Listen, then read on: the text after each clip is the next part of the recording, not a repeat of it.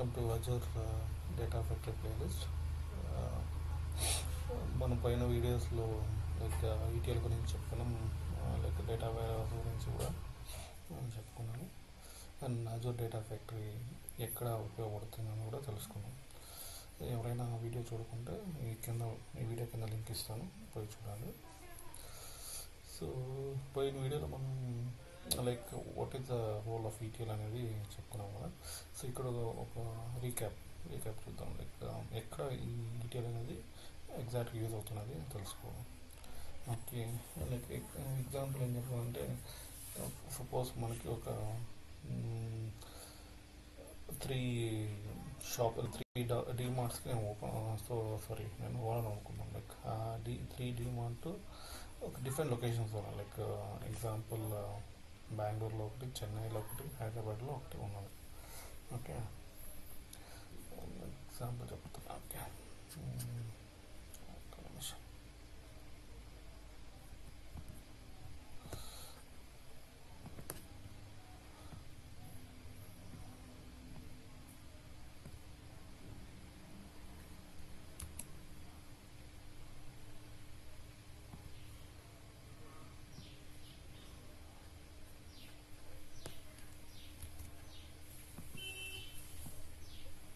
బెంగళూరు అనుకున్నాం, చెన్నై అనుకున్నాం, హైదరాబాద్ అనుకున్నాం, డీమార్ట్. ఓకే, ఈ 3 డీమార్ట్లో నాకు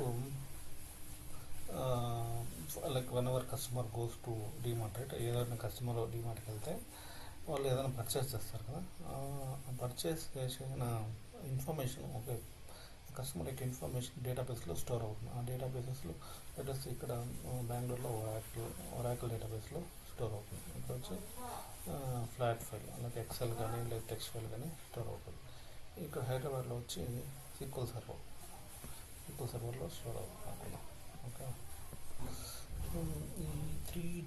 నేను at the end of the day నాకు 3 సోర్స్ సిస్టంలో డేటా ఉంది.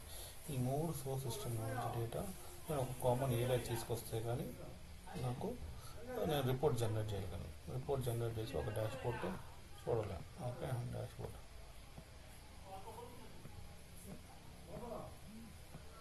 చూడాలి. ఇది data warehouse. Okay, data warehouse.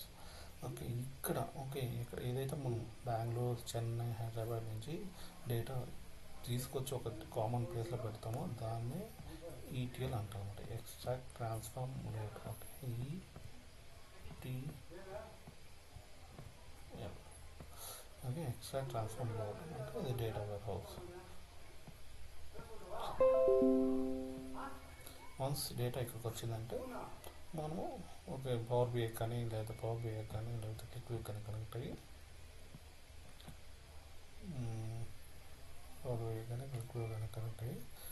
ఒక శాంపుల్ రిపోర్ట్ ఎక్స్ట్రాక్ట్ చేసి దాన్ని అనలైజ్ చేయడానికి పనికొస్తుంది. ఇప్పుడు ఈ ఆర్కిటెక్చర్ చూసారంటే operational data is nothing but మన చెప్పినట్టు SQL సర్వర్ కానీ ఒరాకిల్ కానీ ఫ్లాట్ ఫైల్ కానీ అది ఆపరేషనల్ డేటా అంటే ఇక్కడ ఉంటుంది అనమాట. ఎక్స్టర్నల్ డేటా అనేది ఫ్లాట్ ఫైల్. ఆపరేషనల్ డేటా అంటే లైక్ ఈ కెన్ సే ఒరాకిల్ డేటా కానీ SQL సర్వర్ కానీ. ఓకే, దీని సోర్స్ లేయర్ అనమాట. ఇక్కడ వరకు సోర్స్ లేయర్ ఉంటుంది. మళ్ళీ ఈటీఎల్ టూల్స్ పెడుతుంది. లైక్ ఇక్కడ టాలెంట్ కానీ లేదా అజూర్ డేటా ఫ్యాక్టరీ కానీ SSIS కానీ యూజ్ చేస్తాం అనమాట ఎక్స్ట్రాక్ట్ చేయడానికి. ఈ మూడు సేవ్ సిస్టమ్ నుంచి ఎక్స్ట్రాక్ట్ చేసి డేటా వేర్హౌస్కి లోడ్ చేస్తాం అనమాట. డేటా హౌస్లకి ఇది వేరే డేటాబేస్ ఉంటుంది అనమాట. లైక్ వర్టికా కానీ మెయిన్గా అంటే ఇక్కడ ఎక్కువ హిస్టారికల్ డేటా స్టోర్ అవుతుంది కాబట్టి మనం క్వైరీ చేస్తే ఫాస్ట్గా రావడానికి మన డేటా వేర్హౌస్ బిల్డ్ అయి ఉండాలన్నమాట. సో అక్కడ మేబీ సేమ్ డేటాబేస్ యూజ్ చేయొచ్చు. Like you can say Vertica database use చేయొచ్చు. టూల్స్ ఇక్కడ చూసారంటే టూల్స్ ఇచ్చారు. డేటా బిక్స్ కానివ్వండి, డ్రీమ్స్ కానీ, డేటా లేక్స్ కానీ అని యూజ్ చేసుకుంటాం. వన్స్ డేటా వేర్హౌస్ బిల్డ్ అయిన తర్వాత డేటా మార్ట్స్ అంటే సబ్సెట్ ఆఫ్ డేటా వేర్హౌస్ని డేటా మార్ట్ అనమాట. డేటా మార్ట్లో అన్ని డేటా ఉంటుంది. రెవెన్యూ డేటా ఉంటుంది, సేల్స్ డేటా ఉంటుంది, ప్రోడక్ట్ డేటా ఉంటుంది. ఓకే, ఎవరెవరికి బిజినెస్ అనలిస్టులు ఎవరెవరికి ఏ డేటా కావాలని వాళ్ళు ఆ డేటా మార్ట్లోకి పుష్ చేస్తే ఆ డేటా మార్ట్ నుంచి వాళ్ళు అనలైజ్ చేసి రిపోర్టింగ్ టూల్స్ యూజ్ చేసుకొని వాళ్ళు ఆ డేటాని అనలైజ్ చేస్తారన్నమాట. ఓకే, ట్యాబ్లు ఏదో అదే రిపోర్టింగ్ స్లిప్లు ట్యాబ్లు ఏదైతే అది ఉన్నా కానీ దాని ప్రకారంగా అనలైజ్ చేసుకుని బిజినెస్ డెసిషన్స్ తీసుకుంటారు అనమాట. ఓకే, ఇప్పుడు క్లియర్గా. So let's go into steps. Okay, ETL అంటే what does ETL stand for? ETL nothing but extract transform load అనమాట. Okay, extract transform load general procedure copying data from one or more data source. నేను ఇంతకుముందు explain చేసినట్టు ఒకటి కానీ రెండు కానీ మూడు కానీ ఎన్ని సిస్టమ్స్ ఉన్నా కూడా అన్ని ఎక్స్ట్రాక్ట్ చేసి ఒక కామన్ ప్లేస్లోకి తేవడానికి యూటీఎల్ పర్పస్ అనమాట. Okay, destination nothing but our data warehouse, source system nothing but our whatever the source system like SQL Server కానీ ఫ్లాట్ ఫైల్ కానీ అవి సోర్స్ సిస్టమ్స్ అనమాట. Okay, data extraction involve extract data from homogeneous or heterogeneous sources. Homogeneous అంటే ఇప్పుడు అన్ని location like Bengaluru, Hyderabad, Chennai లొకేషన్లో అన్ని source system మనకు ఒరాకిల్ ఉందనుకో దాన్ని హోమోజీనియస్ అంటాం. లేదా అన్ని సోర్స్ SQL Server అనుకో హెటరోజీనియస్ సిస్టమ్ అంటాం. లేదా అన్ని ఫ్లాట్ ఫైల్స్ అంటే దాన్ని అన్ని ఫ్లాట్ ఫైల్స్ అంటే హోమోజీనియస్ అంటాం. హెటరోజీనియస్ అంటే ఒక్కొక్కటి ఒక టైప్ లైక్ ఒకటి SQL Server, ఒకటి వచ్చి ఫ్లాట్ ఫైల్స్, ఇంకోటి వచ్చి ఒరాకిల్ ఉందంటే దాని హెటరోజీనియస్ సోర్స్ సిస్టమ్ అనమాట. డేటా ట్రాన్స్ఫర్మేషన్ ఎందుకు? ట్రాన్స్ఫర్మేషన్ అంటే ఏమి లైక్ మనకు అన్ని డేటాను ఒక్కోలా సేవ్ చేస్తాడు వాడు. డేటా లైక్ ఒకటి వచ్చేసి ఒకటి కస్టమర్ నేమ్ అనుకుందాం, ఒకటి ఫస్ట్ నేమ్ లాస్ట్ నేమ్ కమ్మని చేసి సేవ్ చేస్తాడు. ఇంకోటి వచ్చి ఫస్ట్ నేమ్ ఒక కాలంలో, సెకండ్ నేమ్ ఒక కాలంలో అట్లా డిఫరెంట్గా స్టోర్ చేస్తాడు అనమాట డేటాబేస్లో లేదా ఫైల్లో. సో మనం మళ్ళీ ఒక కామన్ ప్లేస్ తీసుకొచ్చేటప్పటికి మనకి రెండు ఒక యూనిక్ ఫార్మాట్లో ఉండాలి. యూనిక్ ఫార్మాట్ యూనిఫామ్లో ఉన్నమాట. ఇక్కడ డిఫరెన్స్ అనలైజ్ చేయడానికి డేటా ఎక్స్ట్రాక్ట్ చేసి అనలైజ్ చేయడానికి మనకి యూనిక్ ఫార్మాట్లో ఉండాలి. దాన్ని ట్రాన్స్ఫర్మేషన్ అనేది చేస్తున్నాం. ఏదైనా క్యాలిక్యులేషన్ చేయడానికి, లేదైనా రెవెన్యూ టోటల్ సమ్ క్యాలిక్యులేట్ చేయడానికి, రెవెన్యూ క్యాలిక్యులేట్ చేయడానికి కూడా ట్రాన్స్ఫర్మేషన్ అనేది ఇది అవుతుంది. లైక్ డేటా మళ్ళీ లైక్ సపోజ్ ఈ పలానా డేట్లో లోడ్ చేస్తున్నాం, ఈ రికార్డ్ పలానా డేట్ వచ్చిన ఒక డేట్ ఇవ్వాలనే దాన్ని కూడా డేటా ట్రాన్స్ఫర్మేషన్ అనేది ఉపయోగపడుతుంది. Data loading. ఓకే, ఎక్కడికి లోడ్ చేస్తాం మనం? డేటా వేర్స్కి కానీ డేటా లెగ్ కానీ లోడ్ చేస్తాం. ఓకే, అది data warehouse ETL concept.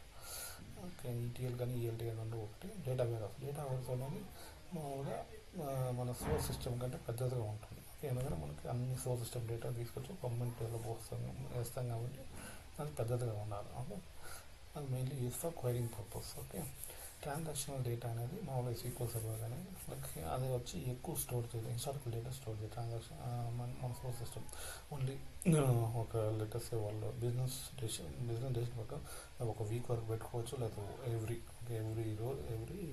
Time వరకు ఆ డేటా స్టోర్ అయ్యి సోర్స్ సిస్టమ్ స్టోర్ అయ్యి మీకు అంతా పంపించేస్తుంది. నెక్స్ట్ డే అది ఫ్రెష్గా మళ్ళీ లోడ్ అవుతుంది. So a place where typical aggregation database is designed and query analyzing rather than transactional processing. అంటే మన సోర్స్ సిస్టమ్ వచ్చి ట్రాన్సాక్షన్ కోసం అంటే అది హిస్టారికల్ డేటా స్టోర్ చేయండి. ఒక పలానా రోజు వరకు లేదా వీక్లీ వరకు లేదా 1 month వరకు స్టోర్ అవుతుంది అన్నమాట.